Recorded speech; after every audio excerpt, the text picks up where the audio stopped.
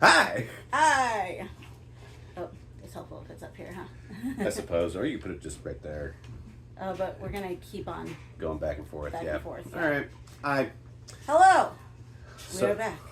Okay, so we're talking about building production Bibles.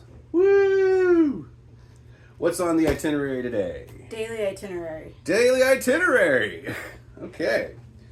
So, with your production Bible, an itinerary for how your shoot day is very important. And some people, they'll go crazy with it and they will mark down to a T exactly what it is they want to be doing and at what specific time and where they should be. So, with the Torturer and with Weissmayer's and with the Hellbound Laments, we were very on point with. Sorry, there's a dog. We were very on point with what we wanted to get done on these specific days. So we're going to start off with the Torturer. All right. So, to this point, we have already gone through our script. We have already highlighted our script, annotated our script. We have done our storyboard. We've done our shot listing. That's the last thing we did, shot listing. So when we first did the Torturer with our first production Bible, we did this. This was my template that I designed for our itinerary, okay?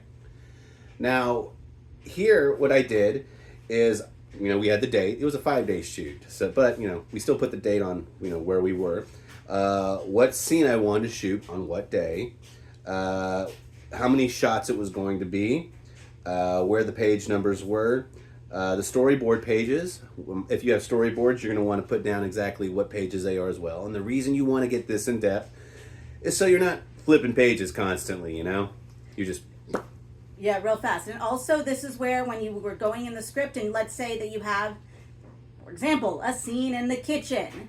All of your stuff from the kitchen, you want to get it all at the same time. Okay? So even if it's at the very, very beginning, and then you have something in the middle that's in the kitchen, and even something that's in the end in the kitchen, you want to sit down and go, all this stuff is in the same location. So that way you save time, and your camera team isn't having to tear everything down, and then come back later, a few hours later, and set everything back up. Right. You will have done that when you do your script and your storyboard and your shot listing and where he is now. Sorry. Well, yeah, no, exactly. That's important. Really important. Because it takes time to set up a shot. And some people, they're like, oh, yeah, I know that. But you tend to forget how long it takes to set up a shot and to light a scene. Yeah. Now, if you're lucky and you have a really good DP, like we've been super blessed to have our DP, he is incredibly fast and he's got a really great eye. But the last person we had to work with someone different this last time, and setting up shots took forever. And we weren't used to that anymore because to us, we would have done all this already, which that person didn't work with us on the shot listing. Back to why shot listing is important. It slowed everything down when we actually got to shooting. Right. So, anyway, storyboard page numbers, a synopsis of, what is going on in this scene? Like here, the chest whips. Right there on that shot. That was the primary focus for me. What characters are going to be in this shot? We had 2 guards, Andy and the Torturer. What cast members, which was Paul Taylor and Lawrence Vernado. What our set was supposed to be, which was the interrogation room. What props we needed. What special effects were needed, and then various other notes right here, right? And all this information you pulled from when you're highlighting and annotating your script. Right. And we did, and see, like this was for May 25th. This was all May 25th right here, this whole day right here. And we had it broken down as to where we were going to be on what page and with what person. Okay? And then as you can see, this... Also, it's covered in notes from Catalina and myself. Okay. Which you will need for editing. Right. Okay. And then let's see here. Like, here's another one. Like this. Yeah, that doesn't have as many notes. This doesn't have as many notes, but it's also got a lot of notes, like as far as how we decked it out. And yeah, I color coordinate everything just because, color prints cost money. They do, but also if it's going to help your shoot go by smoother, spring for the colored prints. You just got to. Yeah, we were talking about that the other day. We had our cast and crew screening for World the other day, and we were talking about it with one of our other friends, Natasha, who she has a bunch of short films out right now. Also, her most recent one is Daughters of Evil.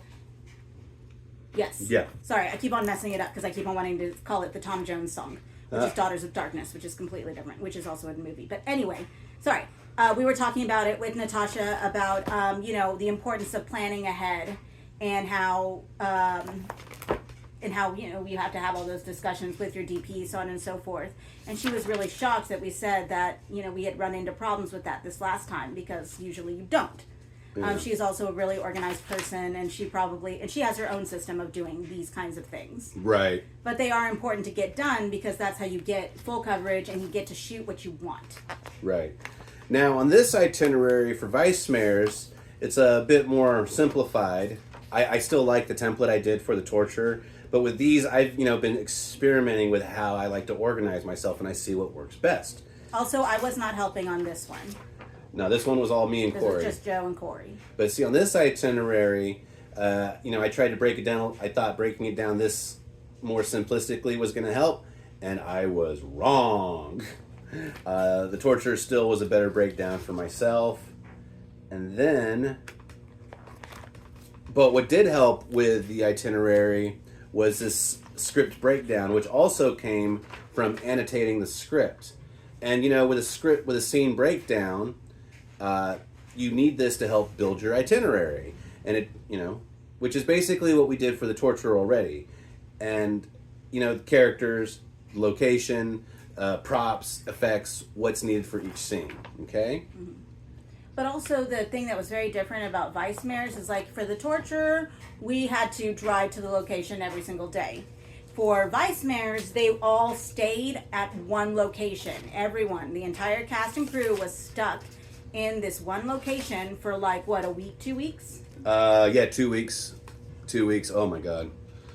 And now with this, when this is for Hellraiser Day on our Hellbound Laments, this is a shot list, but the way this helps with itinerary is that where your lenses are and what kind of shot you want to get. So with these 3 different itineraries or documents riddled with information, you want to consolidate it all, okay? That way, when you go, it's June 15th at 4 p.m., where do we want to be?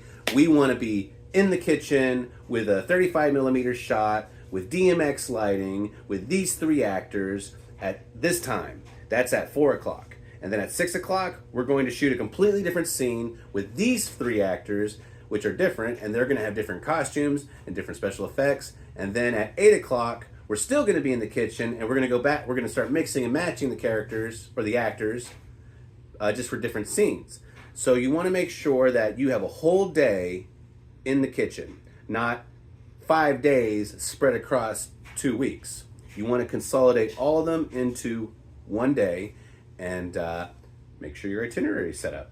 Mm. And that will lead us into... Oh, I wanted to say real fast, for Hellraiser Day, we also had multiple sets in one place. We shot at a music rehearsal space, and we were allowed to have access to 4 or 5 different rooms. And then some people that just rehearse there, we happen to all know each other, so they were like, yeah, you guys can use our space too.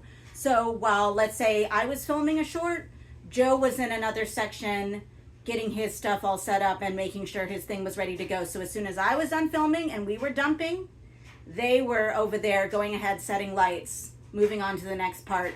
And once the card was dumped, they moved over to his, and then we just kept switching back and forth. It was basically a just tag team effort. Yeah, but we were able to get 10, 12? 13. 13 shorts shot in one day. Yeah. Because we were able to do it that way. All because of itinerary and planning. And organization. Yeah. Sorry, that leads into... Call sheets.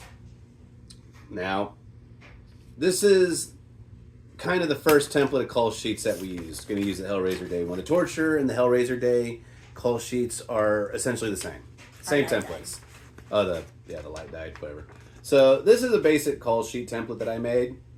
Has your actors, the characters, and their contact information and the location information and what day it is right up here, right?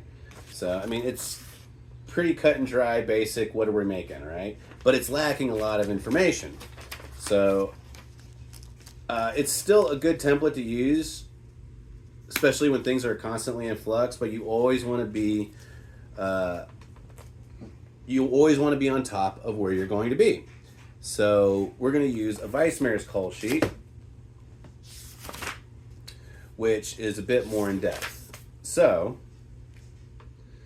this has become, well, this is more of like an industry standard type of call sheet. And with this kind of guy, you're going to have your scene numbers, you're going to have your scene information like interior, exterior, Sinclair's cabin, the highway, the cabin. You're going to have a little synopsis about what's happening in the scene. You're going to have your cast, which you'll also have a cast list down here that says, you know, like Sinclair is character number 1, Darby is character number 2, ZZ is character number 3. And you're going to have all that information right here. And to save space, you're just going to put 1, 2, 3 on all these spots where the scenes go, so you know who goes where. And like the call sheet, I cannot stress enough, is so important to filmmaking, and so is shot listing. And if you don't have your shot list in your call sheet, that means you don't have an itinerary, and you need to have these in order to have a successful day of shooting. So it's also how people know who to call other people, because, you know, it's so many. Let's say, you know, you have on set 20 people and they don't know each other. At least they know, call sheet, your information. I mean, granted, you should also be going ahead and introducing everyone, even if it's for a fraction of a second. Right. Just because, you know, to make it a little bit more personal. Especially for women on set, women need to feel safe. Yes. That is something that has been brought up to us several times, in the fact that women they are concerned, of course, a lot about set safety, and usually filmmaking, you know, tends to be a lot more men. So just something as a man to keep in mind: set safety for women. It's a nice little touch. Yeah, and when you have set safety for women, everyone else feels safe, including men, and you know, more people are just like, let's go work and film, because we have nothing, we know we're going to be taken care of. So back on the call sheet, that's the front of the page. The back of the page is also important. Okay, now on the back of the page, you're going to have director, writer, producer, grips, gaffer, PAs, catering, you name it, medic. And you're going to have all their names and all their job titles here, and you're going to put what time they're supposed to come in, which is their call time. The call time is not, oh, I'm expecting a phone call at a specific time. Your call time's noon. And then, oh, I'm supposed to be getting a phone call at noon with information. No, your call time is when you got to be on set, okay? You know, a matrix, a roster, it's called a call sheet, all right? Even at a movie, never, I'm not getting into that. Okay, I was about to go on a tangent. So you have all this basic information, and then more information on the bottom, like your walkie-talkie channels, if you're using walkie-talkies. Some people are using cell phones, that's cool.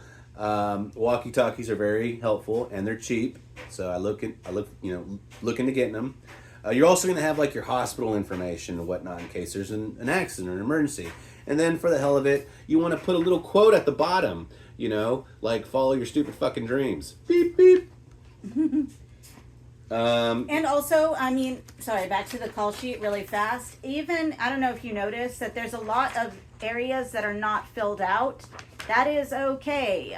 I mean, we're low budget. This is not all going to be filled out. We can't afford everyone. Also, there's a lot of repeating names on here. Yeah. Tons of repeating names. Because, like, yeah. Look, Tori. She's the only person listed under makeup and hair because that's all we could afford. But that's okay, too, because at least the information is still on there. Right.